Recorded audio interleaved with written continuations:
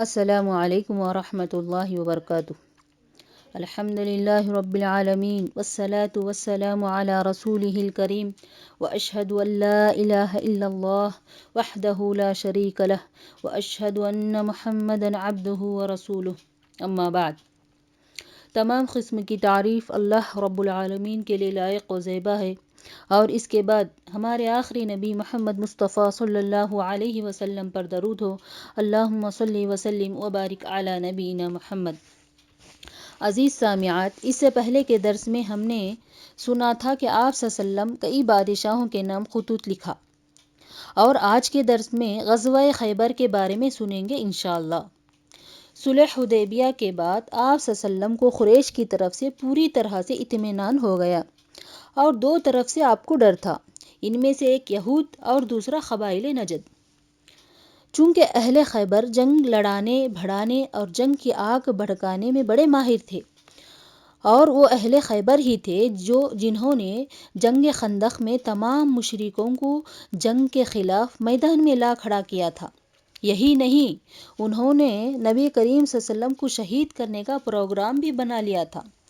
ان تمام حالات سے مجبور ہو کر آپ صلی اللہ علیہ وسلم کو بار بار فوج بھیجنی پڑتی تھی۔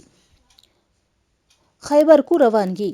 آپ صلی اللہ علیہ وسلم نے جب خیبر کی روانگی کا ارادہ فرمایا تو باقاعدہ اعلان فرما دیا کہ آپ کے ساتھ صرف وہی آدمی روانہ ہو سکتا ہے جسے واقعتاً جہاد کی خواہش ہو۔ اس اعلان کے نتیجے میں آپ صلی اللہ علیہ وسلم کے ساتھ صرف وہی لوگ جا سکے جنہوں نے حدیبیہ میں درخت کے نیچے بیعت رضوان کی تھی، اور ان کی تعداد صرف 1400 تھی۔ اس موقع پر حضرت ابو ہریرہ رضی اللہ تعالیٰ عنہ بھی مسلمان ہو کر مدینہ تشریف لائے ہوئے تھے۔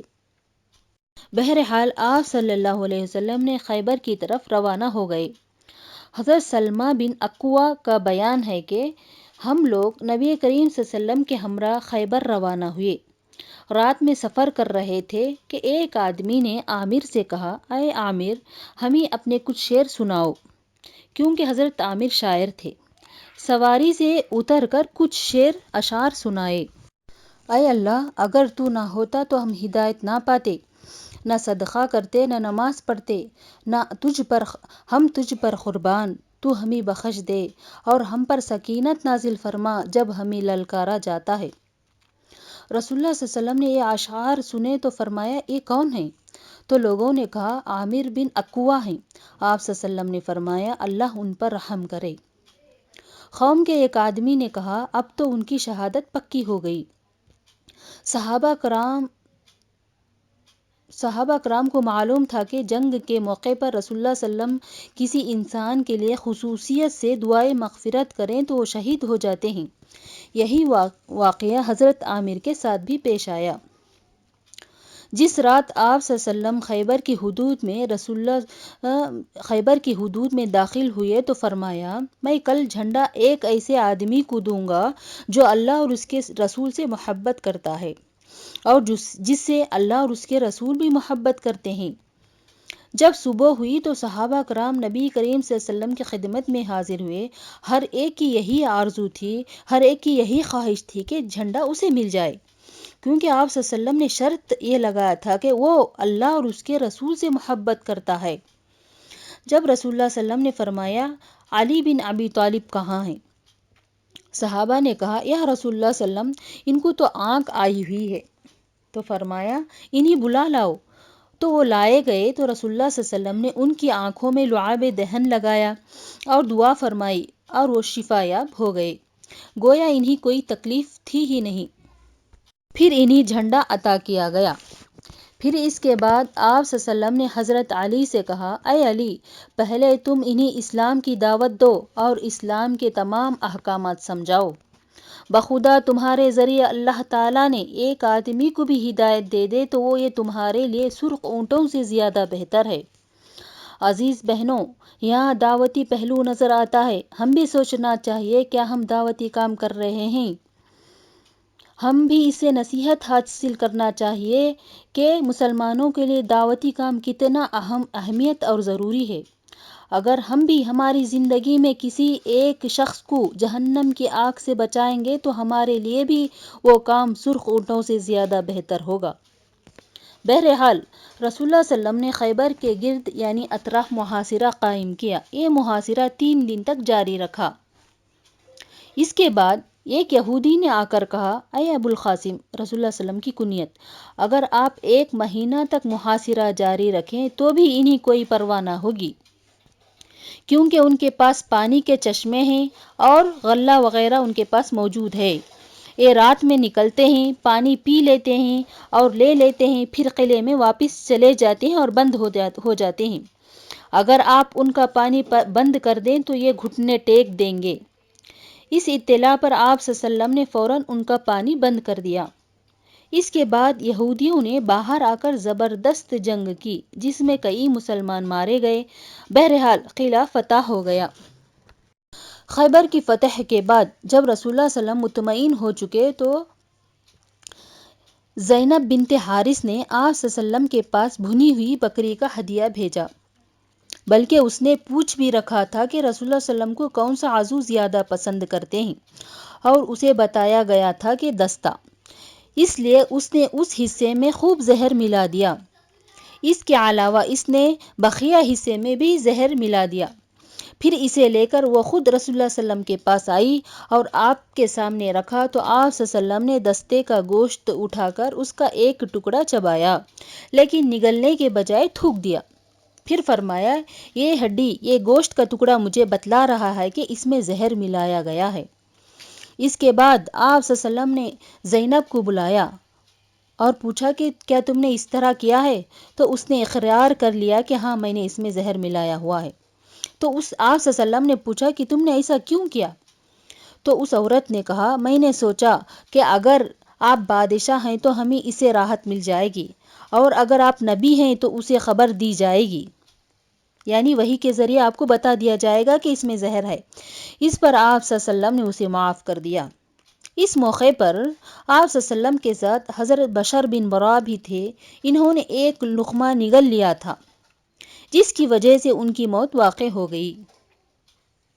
فتح خیبر میں جو مال غنیمت ہاتھ آیا اسے صحابہ کرام میں تقسیم فرما دیا گیا۔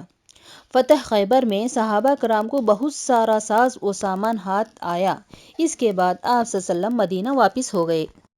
مدینے آنے کے بعد آپ صلی اللہ علیہ وسلم نے صحابہ میں اعلان کرایا کہ ہم عمرہ خضا کو جانا ہے، یعنی مکے کو جا کر جو پچھلے سال نہیں کیے تھے وہ اب کرنا ہے۔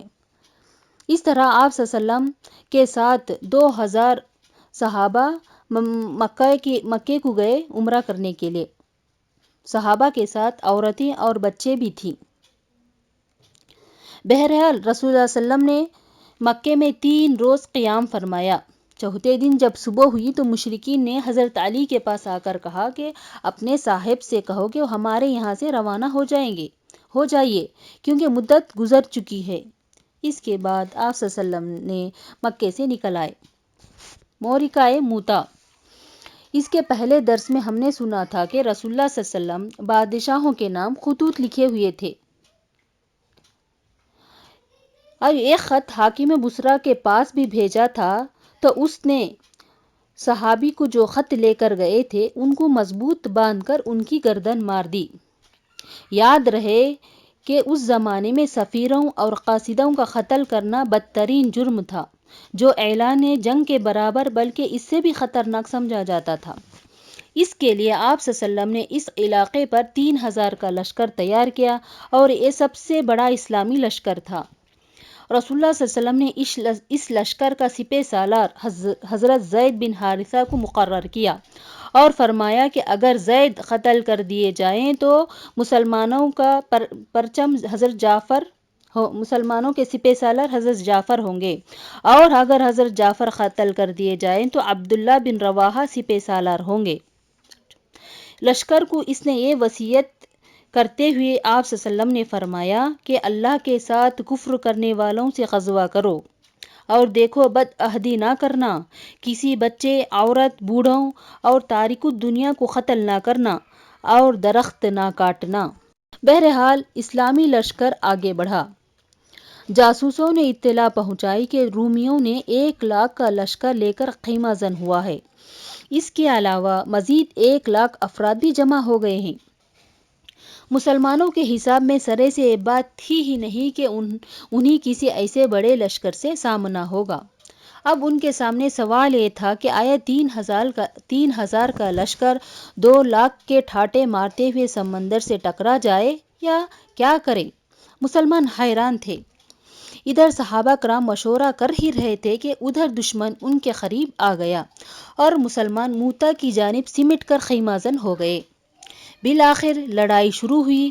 3,000 کی فوج کہاں اور 2,00,000 کی فوج کہاں؟ عجیب و غریب معرکہ تھا۔ دنیا پھٹی پھٹی آنکھوں سے دیکھ رہی تھی۔ جب ایمان کی شعاعیں جلتی ہیں تو اس طرح کے عجائبات سامنے آتے ہیں۔ ادھر جنگ چل رہی تھی، ادھر رسول اللہ صلی اللہ علیہ وسلم مدینے میں جنگ موتا ہی کے روز، جبکہ ابھی میدان جنگ سے کسی قسم کی اطلاع نہیں آئی تھی، وحی کی بنا پر آپ صلی اللہ علیہ وسلم نے فرمایا کہ جھنڈا زید نے لیا ہے اور وہ شہید کر دیے گئے، پھر جعفر نے لیا، وہ بھی شہید کر دیے گئے، پھر ابن رواحہ نے لیا اور وہ بھی شہید کر دیے گئے۔ اس دوران آپ کی آنکھیں اشکبار تھیں، یعنی آپ کی آنکھوں سے آنسو آ رہے تھے، یہاں تک کہ پھر فرمایا کہ یہاں تک کہ جھنڈا اللہ کی تلواروں میں سے ایک تلوار نے لیا ہے اور ایسی جنگ لڑی کہ اللہ نے ان پر فتح عطا فرمائی۔ ادھر حضرت خالد بن ولید یعنی اللہ کی تلوار یعنی حضرت خالد بن ولید تھے۔ اس نازک مرحلے میں حضرت خالد نے اپنی مہارت اور کمال ہنر مندی کا مظاہرہ کیا۔ حضرت خالد لشکر کی ترتیب کچھ بدلی، سامنے والوں کو پیچھے بھیجا اور پیچھے والوں کو سامنے لا کھڑا کر دیا۔ یہ کیفیت دیکھ کر دشمن چونک گئے اور کہنے لگے کہ انہیں کمک پہنچ گئی ہے، یعنی ان کی مدد کے لیے مدینے سے کچھ فوج آئی ہوئی ہے۔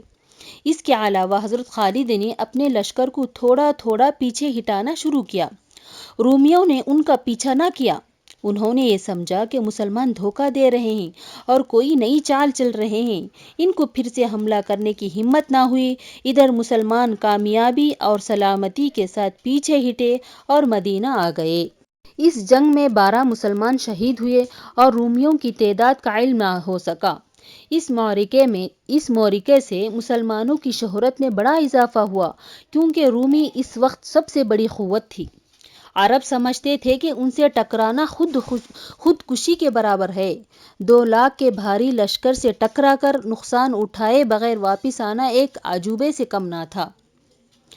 آج کے درس میں بس اتنا ہی۔ بس اللہ تعالیٰ سے دعا کرتی ہوں کہ اللہ تعالیٰ ہم سب کو صحابہ جیسا ایمان، ہمت، حوصلہ عطا فرمائے۔ آمین۔ وآخر الدعوانا ان الحمد للہ رب العالمین۔ السلام علیکم ورحمۃ اللہ وبرکاتہ۔